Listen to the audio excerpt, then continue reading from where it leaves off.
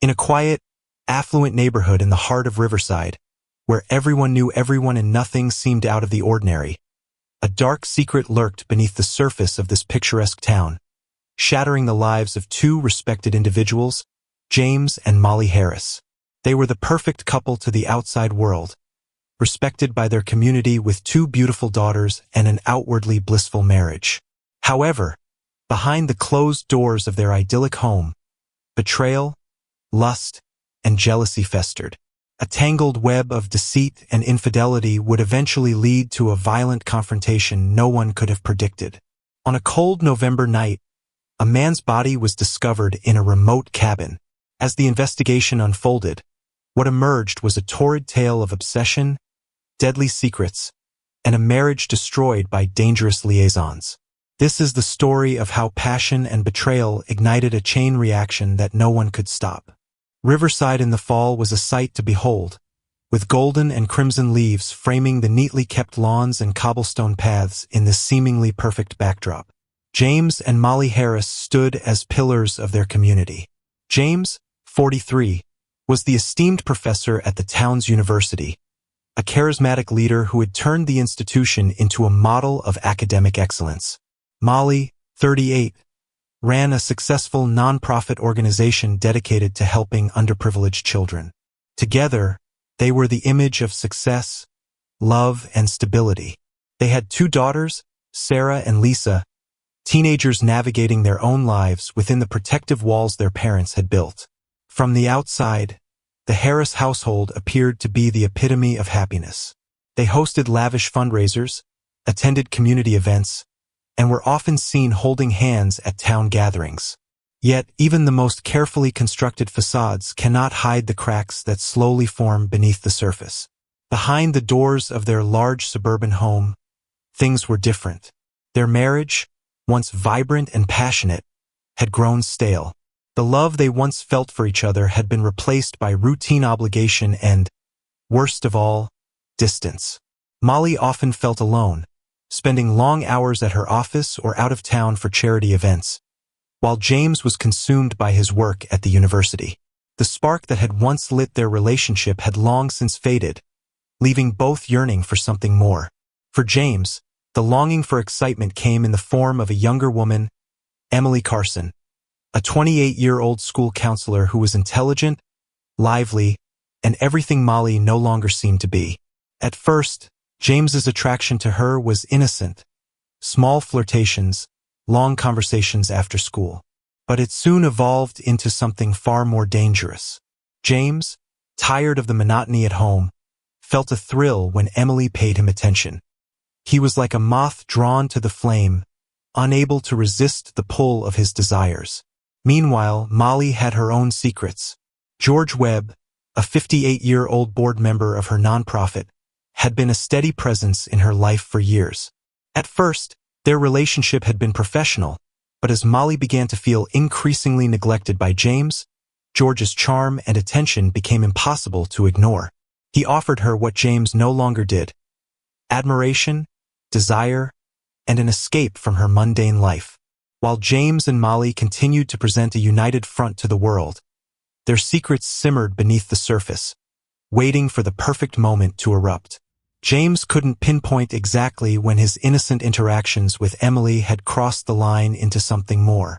It began with harmless banter in the hallways, light touches that lingered a second too long, and extended meetings that seemed more about connection than work. Soon, these interactions became something James looked forward to more than anything else. He found excuses to be near her, savoring the way her laughter filled the room, the way her eyes sparkled when she spoke to him. She was younger, vivacious, and full of life. Everything Molly used to be but wasn't anymore. As weeks turned into months, James and Emily's meetings became more frequent. Their first kiss happened after a late-night school event. James had driven Emily home, and in the darkened interior of his car, their restrained passion exploded. From there, it was as if the floodgates had opened. Their meetings became clandestine, often in the empty classrooms after hours or at out-of-town hotels when James could find an excuse to be away from home. What James didn't know was that Molly was already engaged in her own illicit affair. George Webb was no ordinary man. He exuded confidence, a powerful aura that commanded attention. Molly had long admired his ambition and success. He showered her with attention, made her feel desired in ways James hadn't for years. At first, it was simply a way for Molly to escape the drudgery of her marriage, but as their meetings became more intimate, Molly found herself entangled in an emotional and physical relationship she hadn't planned on. George was no longer just an escape. He had become a necessity. He was older, experienced, and the excitement he brought into her life made her feel alive again. Molly often fantasized about leaving James for George, but something always held her back. Perhaps it was the security James provided or the fear of how it would look to their daughters and the community. For now, the affair remained a well-kept secret. Both James and Molly, engrossed in their respective affairs, failed to see the cracks deepening in their marriage. They were living on borrowed time, and neither had any idea that their secrets were about to collide in a catastrophic way. The first sign of trouble came in the form of paranoia. James's relationship with Emily had grown intense, and she began to push for more time, more commitment, more of him. James found himself increasingly distracted, making excuses to leave home, lying to Molly about late-night meetings and weekend conferences that didn't exist. Each time Emily called or texted, his heart raced with excitement but also fear. Fear that Molly would find out. Fear that his perfectly constructed life would come crashing down. For Molly, the affair with George was growing more complicated. George, once the calm and composed older man, had begun to show signs of jealousy. He became more possessive, more demanding. He wanted Molly to leave James to be with him fully, but Molly wasn't sure she was ready for that. The thrill of the affair had worn off, replaced by the cold reality of George's escalating demands. She found herself caught between the life she had built and the life she fantasized about. The tension between James and Molly grew palpable. They barely spoke to each other except for necessary conversations about their daughters or upcoming social obligations.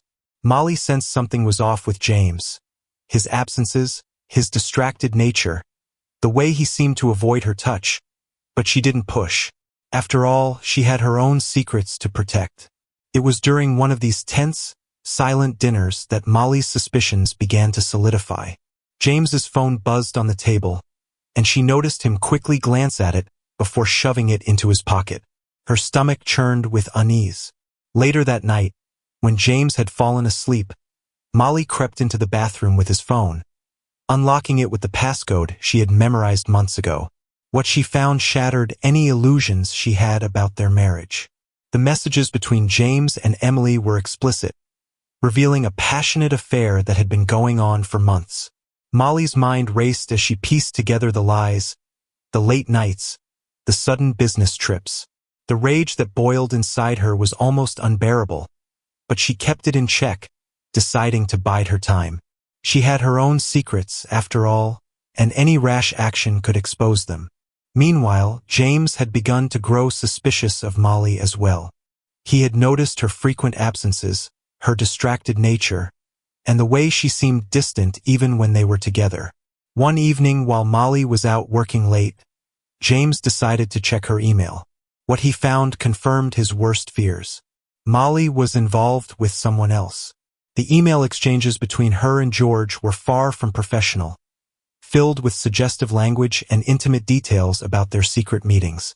For the first time in years, James felt the sharp sting of betrayal. He had justified his own affair by convincing himself that Molly no longer loved him, but now he realized that she had been playing the same game all along. The knowledge that Molly had been unfaithful lit a fire in him, a dangerous combination of jealousy, anger, and wounded pride. Let's take a moment to discuss this. What are your thoughts on today's case?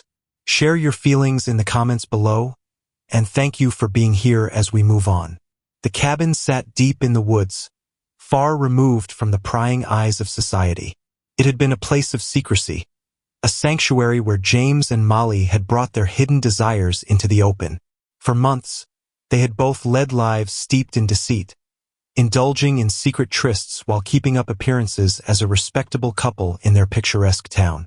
But things had taken a turn, and the lies were beginning to unravel. James's obsession with Emily had grown intense. What had begun as flirtation soon escalated into a passionate, fiery affair. Their stolen moments together, sometimes in cheap motels, other times in secluded parking lots after school, ignited something in James that he hadn't felt in years. Emily awakened a part of him that he thought had died in the monotony of his marriage. He had been living two lives, but as Emily's demands for more grew, so too did his desperation. Molly's affair with George was equally dangerous, though in a different way.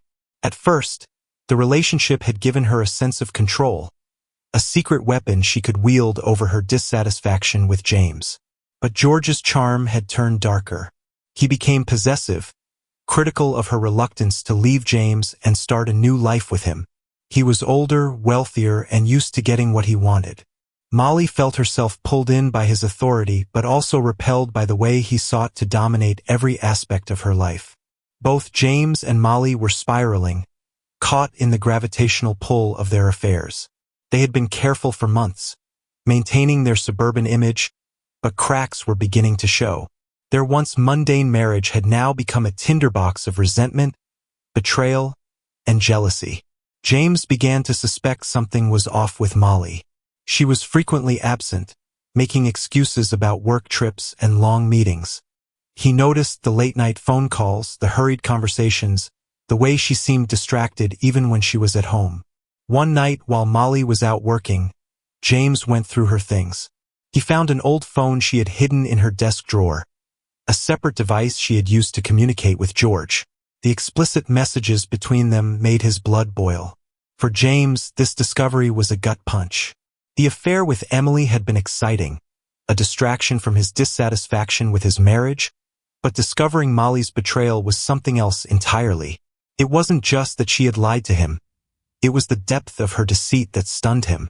James's feelings of jealousy and rage grew day by day, and soon it wasn't just George he hated. He began to despise Molly for her betrayal.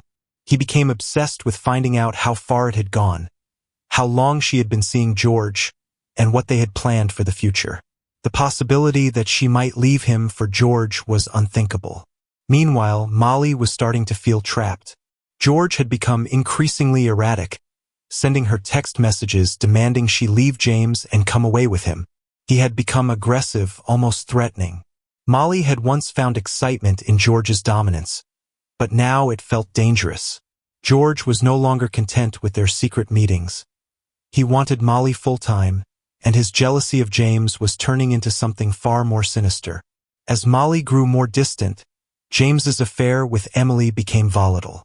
Emily had grown tired of their late-night meetings in the shadows. She wanted a future with James, one that didn't involve hiding and lies. She pushed him to make a choice. Either he left Molly or they were done. But leaving Molly wasn't an option for James. His entire identity was wrapped up in his family, his position as a respected professor, and the image of the devoted husband. The fear of losing everything was too great, and yet he couldn't bear the thought of losing Emily either. The pressure mounted, and both James and Molly were headed toward a collision neither of them could foresee. The town of Riverside had long been insulated from scandal. Its residents were accustomed to the quiet rhythms of suburban life until rumors began to swirl about the Harises. The first whispers came from Emily's colleagues at the school who noticed the long hours James spent alone with her. Emily, always outspoken about her feelings, had begun confiding in a friend about her frustrations with James's reluctance to leave his wife. From there, the gossip spread like wildfire. Molly was no stranger to small-town rumor mills either. George, with his high-profile position on the board of her nonprofit, had always been a figure of interest in the town. His growing possessiveness over Molly didn't go unnoticed. They had become careless in recent months, meeting at restaurants and attending out-of-town conferences together. People were starting to talk, and Molly could feel the walls closing in. It wasn't just the gossip that threatened to expose them. The digital age had made discretion nearly impossible. Molly received an anonymous email one evening with a subject line that sent a chill down her spine. "I know what you've been doing." Inside there were photos, grainy but unmistakable, of her and George embracing outside a hotel. Panic set in. She didn't know who had sent the email or what they wanted, but the message was clear. Her secret was out. James's affair, too, was on the brink of exposure. Emily had grown increasingly impatient, sending him angry texts when he couldn't meet her demands. She threatened to go public if he didn't leave Molly. The affair had turned from thrilling to dangerous, and James was losing control. One afternoon, Emily appeared unannounced at his office. She was upset, tears streaming down her face, and threatened to tell everything. James, desperate to keep things under wraps, promised he would leave Molly soon, though he had no intention of doing so. The tension in their home became unbearable. James and Molly barely spoke, each consumed by their own guilt and paranoia.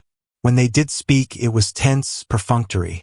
Their daughters, Sarah and Lisa, noticed the change in atmosphere but were too young to fully grasp what was happening. They saw the long silences, the missed family dinners, the forced smiles at public events. The family that had once been the envy of the community was crumbling, and no one knew how to stop it. Molly found herself in a constant state of anxiety. George's demands for her to leave James were growing more intense, and his once charming demeanor had turned darker. He became erratic, sending her messages at all hours of the night, accusing her of lying to him, threatening to expose her affair if she didn't comply. But Molly couldn't bring herself to leave James.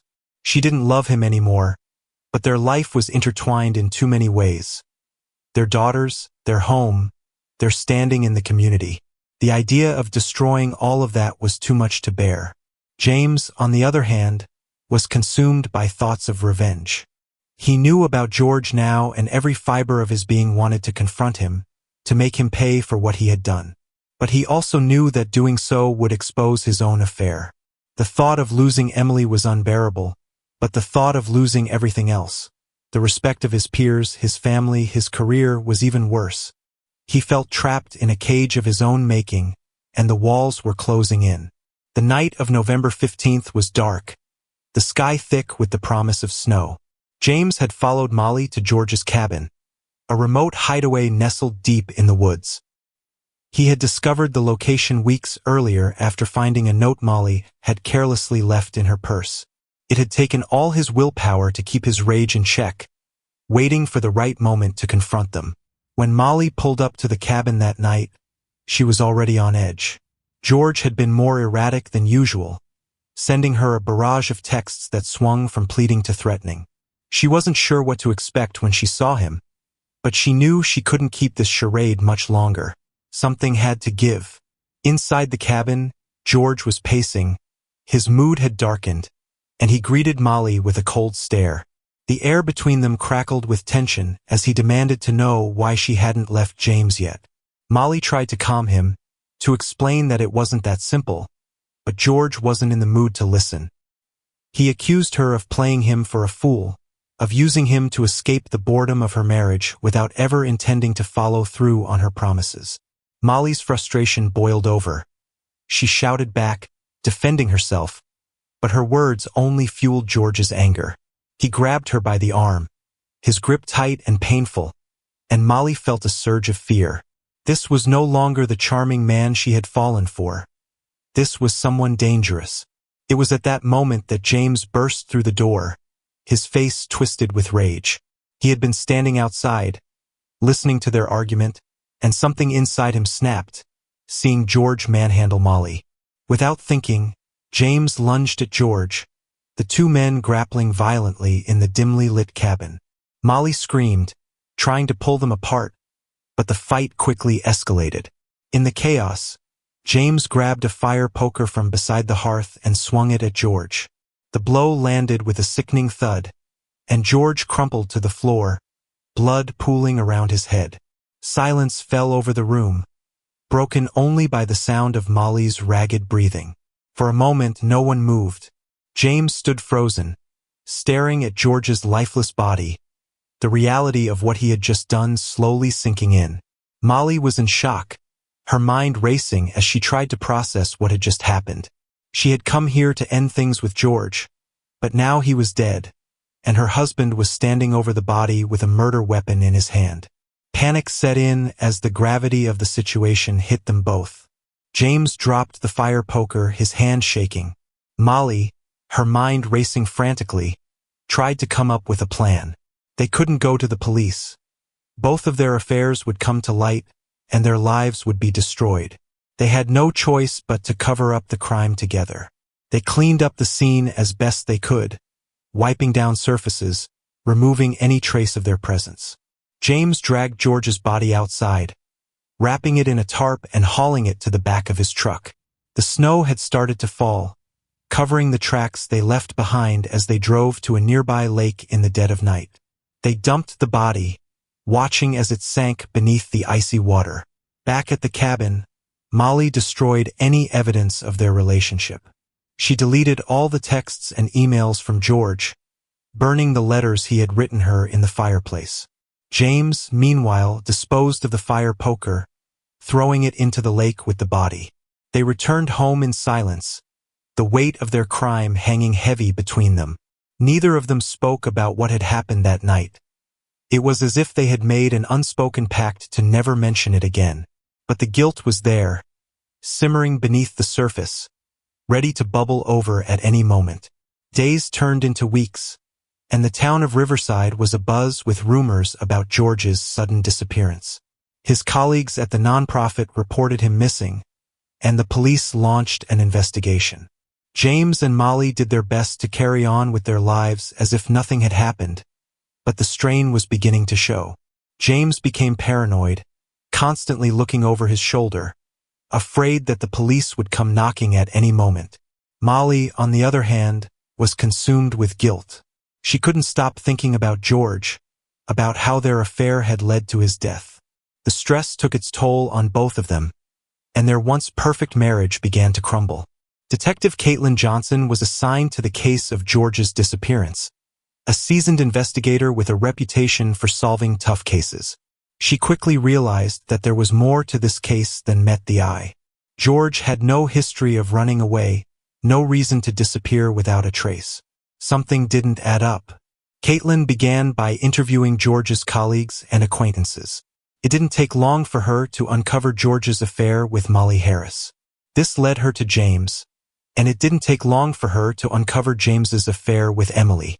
The web of infidelity was starting to unravel, and Caitlin knew she was onto something. But without a body, there was no proof of foul play. Caitlin kept digging, following the digital trail left behind by George's relationships. She obtained warrants for the Harris's phones and computers, and what she found confirmed her suspicions. Both James and Molly had been hiding something. As the forensic team analyzed their digital communications, Caitlin began to build a timeline. The texts between George and Molly revealed a relationship fraught with tension in its final days, with George growing increasingly erratic. Molly's texts to James, though sparse, suggested a growing divide in their marriage, one fueled by the secrets they were both keeping. The turning point came when Caitlin discovered surveillance footage from a gas station near George's cabin on the night he disappeared. The footage showed James's truck leaving the area in the early hours of the morning, a large object covered by a tarp in the back. It was enough to bring James in for questioning. At first, James maintained his innocence, claiming he had been out driving to clear his head after an argument with Molly. But Caitlin was relentless, pressing him on the inconsistencies in his story. The pressure began to wear him down, and soon cracks began to appear in his carefully crafted alibi. Caitlin also brought Molly in for questioning. Unlike James, Molly was more composed, but there was a fragility to her demeanor that Caitlin recognized. She knew that if she pushed hard enough, Molly would break, and she did. In a moment of anguish, Molly confessed everything.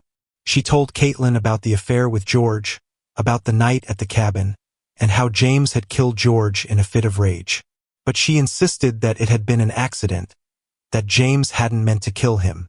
With Molly's confession and the surveillance footage linking James to the crime, Caitlin had enough to arrest him. James was charged with second-degree murder, and Molly, though initially seen as a witness, was later charged with accessory to murder and conspiracy. The trial was a media sensation. The once revered Harises were now the subjects of public scorn and fascination. In court, the prosecution painted a picture of a couple consumed by greed, lust, and jealousy, their double lives ultimately leading to murder. James's defense team argued that he had acted in self-defense, that George had been threatening Molly and James had only acted to protect her. But the forensic evidence told a different story. The angle of the blow that killed George, the blood spatter patterns, and the lack of defensive wounds on James all pointed to a calculated act of violence. Molly, meanwhile, pleaded guilty to lesser charges in exchange for a reduced sentence. She testified against James, describing in detail the events that had led to George's death. Her testimony was damning, and the jury was swayed by the emotional weight of her confession. In the end, James was convicted of second-degree murder and sentenced to life in prison without the possibility of parole. Molly was sentenced to 10 years for her role in the cover-up. Thank you for watching our video. If you enjoyed it, please give us a like and subscribe to support the channel. Don't forget to leave your thoughts about the case in the comments below.